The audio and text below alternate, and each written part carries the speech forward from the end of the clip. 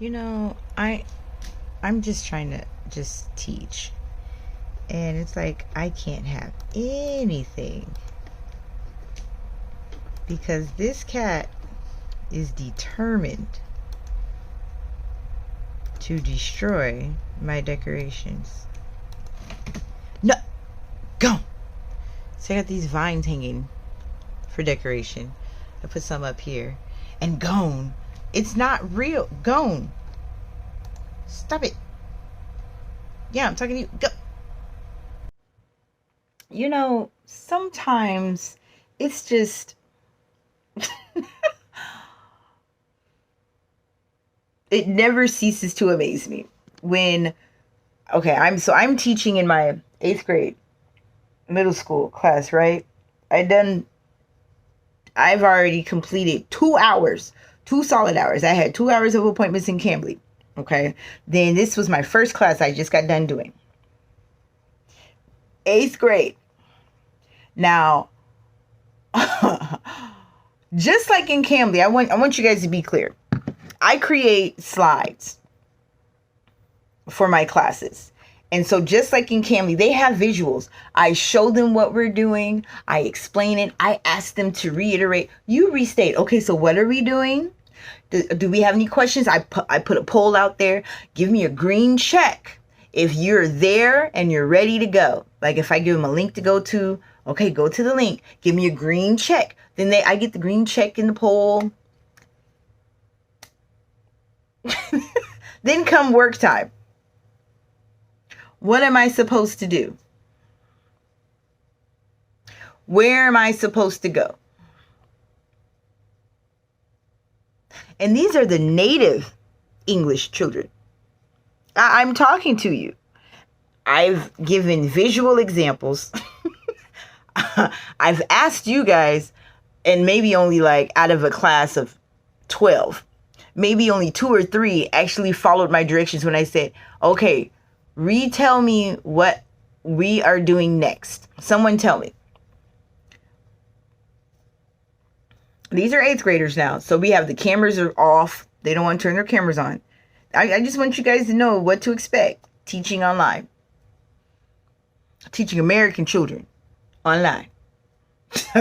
Cameras are off. Nobody wants to turn their camera on. Nobody wants to get on the mic and talk. So I almost feel like I'm on this YouTube and I'm just doing just a class presentation and some random strangers are watching me because it's like I'm just uploading a video with nobody there. I don't know. So they don't turn their cameras on. They don't get on the mic. This is common. This is a common problem. And our school does not enforce it. It's not like you have to. We encourage it. We encourage it. Like there might be a school where they're like, you have to. The school that I'm with, we encourage it, but they don't have to. And once they learn they don't have to,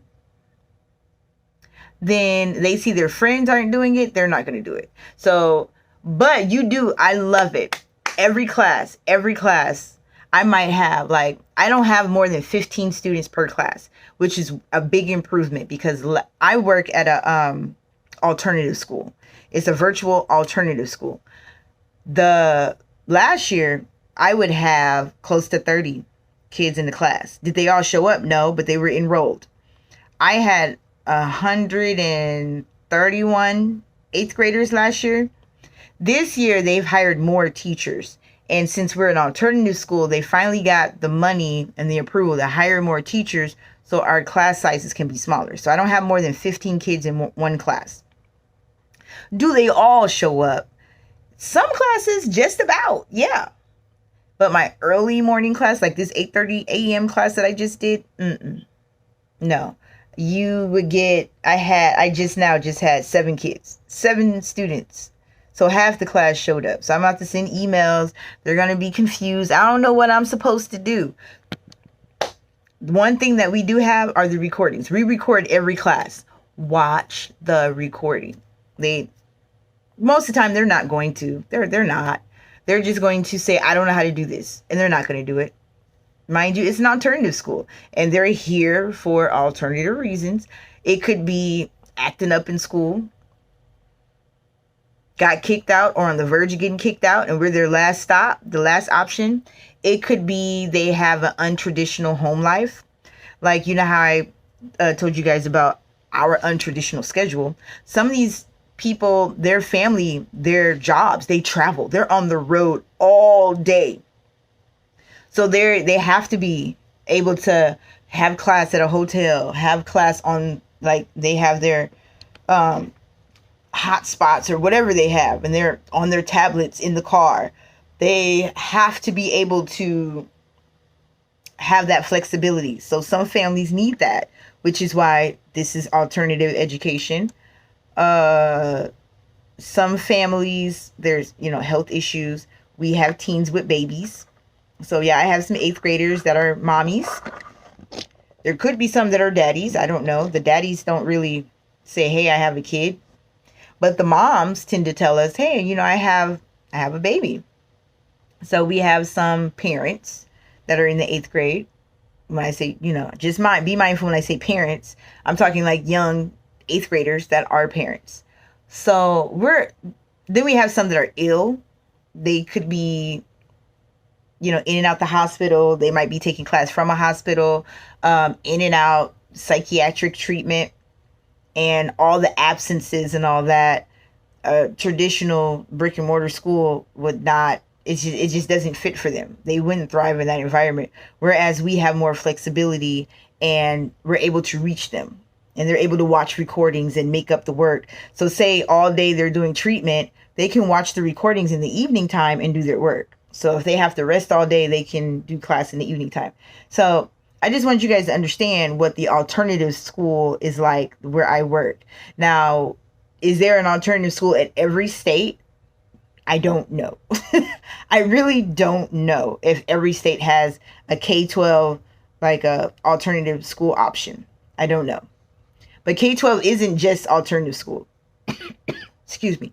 Like Jude goes to a K12 school, and his is just like a regular public school at home. It's not alternative. So I just wanted to put that out there. What type of school I work at. But as far as kids getting on the camera and the mic issues, the older they get, in grades, like Jude's age, they're always on the camera. As a matter of fact, the teacher has to mute the mic because they just jump on the mic and just say all type of random stuff, and they're bold.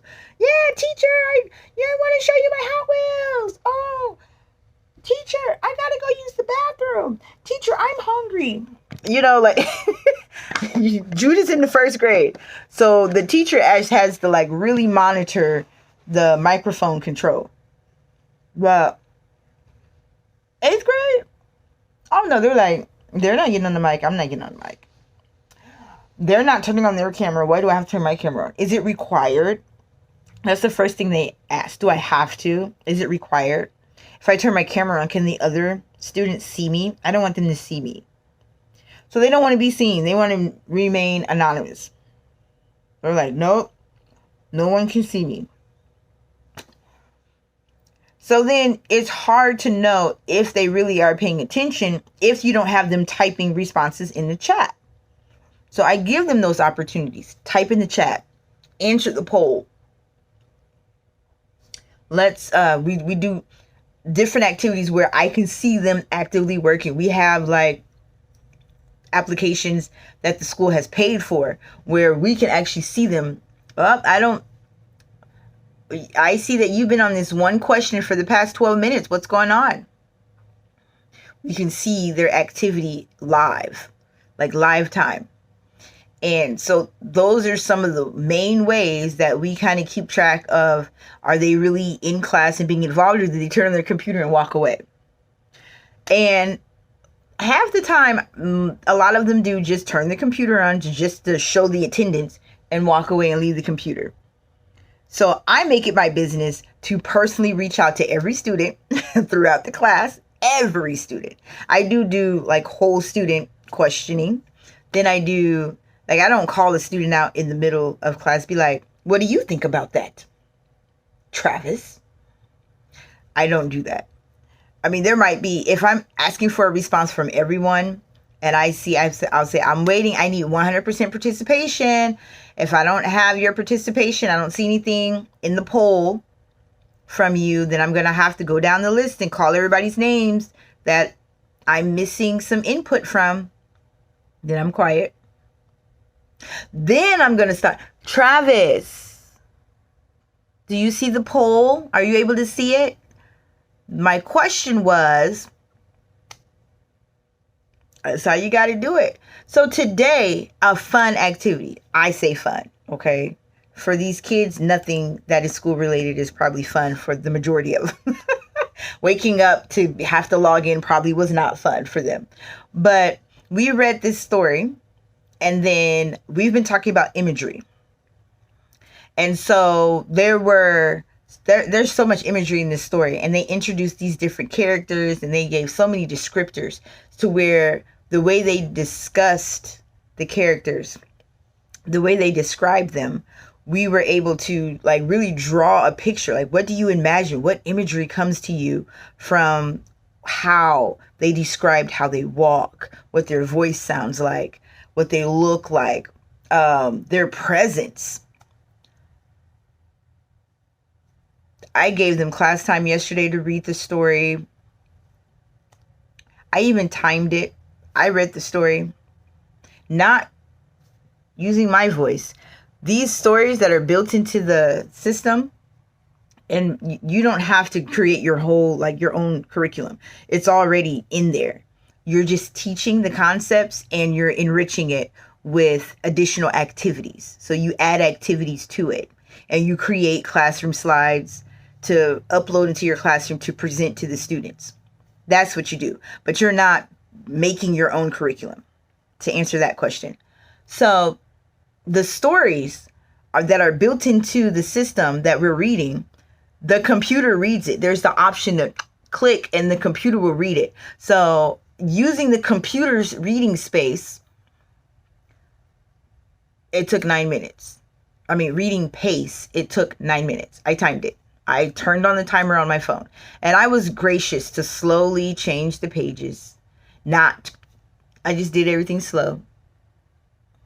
And then click the next speaker to read the next page. And all of that took 9 minutes. I timed it. I told them, I shared my results and gave them 20 minutes of class and said, you guys have 20 minutes. It takes the computer 9 minutes to read it to you if you would prefer that option. Or if you would prefer your own reading voice that you have in your head to do it, then you're free to do that as well. But in this 20-minute time period, I need you to complete this story. And then there were 5 questions at the end. Out of all of 8th grade, and I have 91 8th graders. Out of all of 8th grade, 20 people have turned in their questions from yesterday. Today, the assignment was, now we're going to go back to that story. Now, remember the characters that were discussed? Go in and choose one character and draw them. What did you imagine? And I showed them how to use Windows Paint. I showed them how to use, some of them have Chromebooks. I showed them how to use Chrome Canvas. I told them they can use paper. Look, I said, you can use some paper. You can have your markers. You can use colored pencils. You can use an ink pen. You can use a pencil. If you got a Sharpie, put some under it so it doesn't bleed through. You can use that too. You can use whatever you have.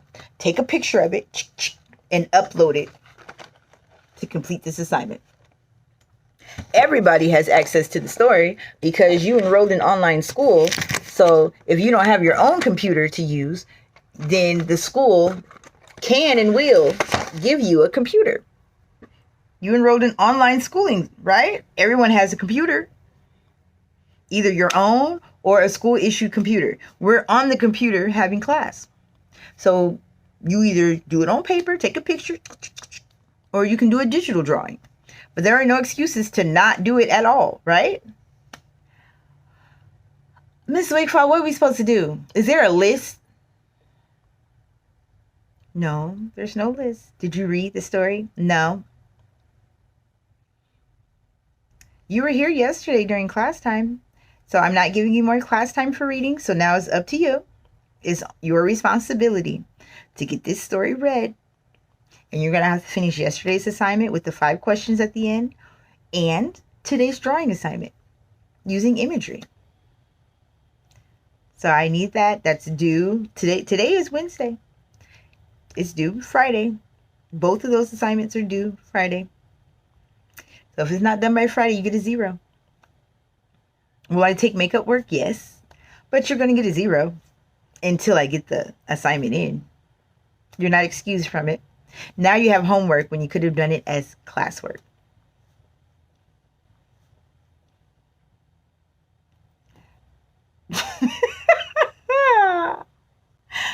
It's night and day. So if you teach on Cambly and you're used to the students that are just on it and they know where you're at, they're repeating what you say to repeat, they're underlining, they're circling, they're doing this, and then you come and you teach online to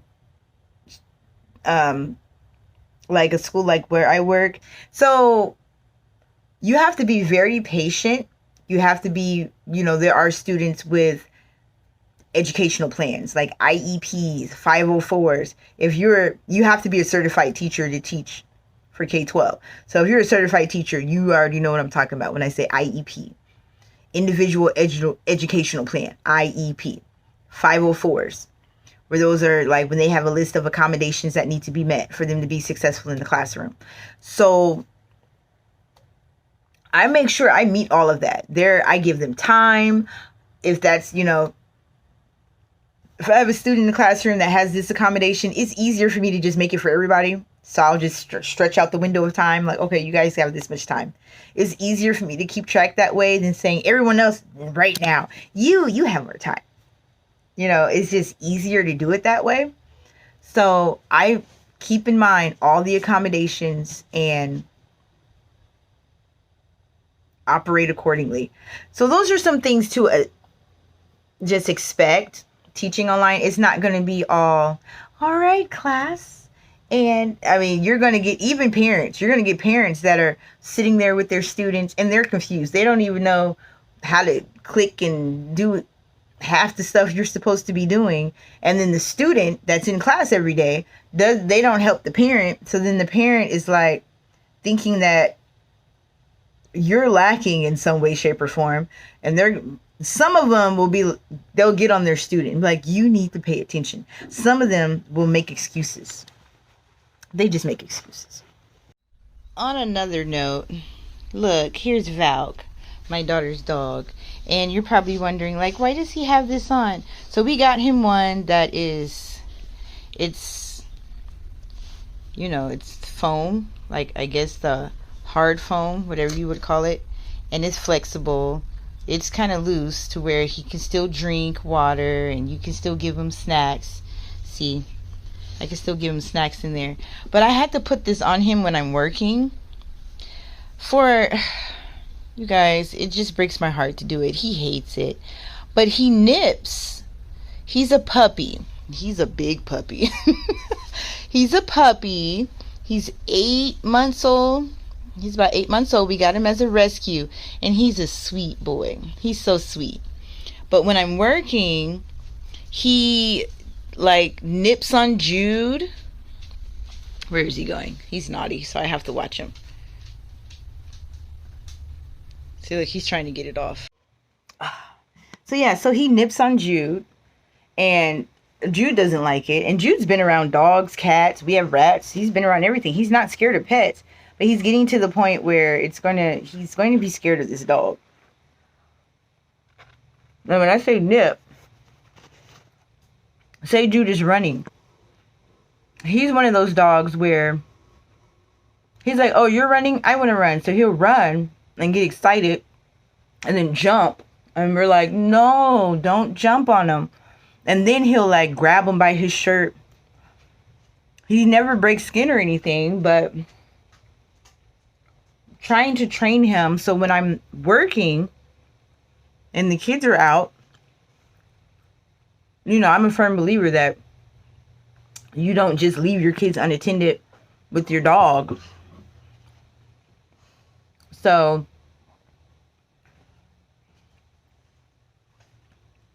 I can't keep my eye on him. He doesn't like to be outside by himself. So and we have a big backyard. He digs from Oklahoma to China. And then when he's done digging, he tries to escape. And then he barks. And I don't want the neighbors to hate me. He hates being outside by himself. Now, if you're outside with him, he's good. I'm working. I can't do all that. And then the kids, you know, I'll be working, and then all of a sudden I hear, "Oh, stop, Valk!" Oh. And I'm like, "What happened?" And it would have been Valk would have grabbed him. You know how dogs do, how they grab you and pull you. So he'll grab him and pull him by his shirt, and every once in a while he'll grab like this. And my fear is that he's gonna do that to the baby. He doesn't, but he does knock the baby over with his massive body. But he does it to Jude all the time. Like, it's been almost every day this week. So I was like, okay, when I'm working, he has to be muzzled. And then when I can keep an eye on him with the kids, and we can take the muzzle off. So, I mean, I wish there was a better way for me to train him. But with my schedule, I just can't. I can't keep an eye on the kids, the dog, and the classroom. So, unfortunately, we just got him to stop chasing the cat not too long ago, because he used to take enjoyment out of chasing the cat all over the house. So he doesn't do that anymore. Him and the cat are frenemies. We'll say that. They don't snuggle and play together, but they exist. Like, they can drink out of the same water bowl. Let me show you guys. It's so cute. Yeah. Did you see that? So they can drink out of the same water bowl and just chill. Like, Valk will be down on the floor, and he likes to sit in a chair, or Gon likes to sit up high. So Gon is up high, Valk is down low. They can be looking at each other and be like, "What's up? What's up?" And they just go about their business. But if Valk is the dog, Gon is the cat. If Valk gets really excited, then the cat's like, "If you don't go sit down somewhere, get out of my face." And the dog's like, "Oh, you want to play?" And the cat's like, "Oh, okay, you want to play? Come on. Come on." But he doesn't hurt him. Like, his nails aren't out. So it's like, then when he gets tired of it, then he'll fluff up and be like, like, "Okay, Valk, stop." Body language. Read the room. He's trying to entertain you. Gon is an adult and you're a child, and Gon wants you to stop now. It's time to stop. I'm running an errand on my lunch, and I brought baby boy. Ali.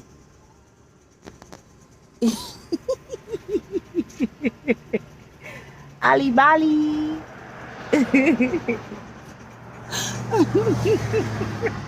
He's like, "Why so serious?" After work, I took the fattest nap and woke up and didn't know where I was. I almost didn't know who I was. I was like, "What time is it?" Like, I almost was like, "What happened?" I had to really think, like, what happened? Especially when you take a nap, and when you take a nap, you're in the bed by yourself. And that's the mistake. I got in the bed. So you take a nap, and then you're in the bed by yourself. And then you wake up, and then your kid is next to you, sleep. I was just like, did we go to bed? Like, TTFN.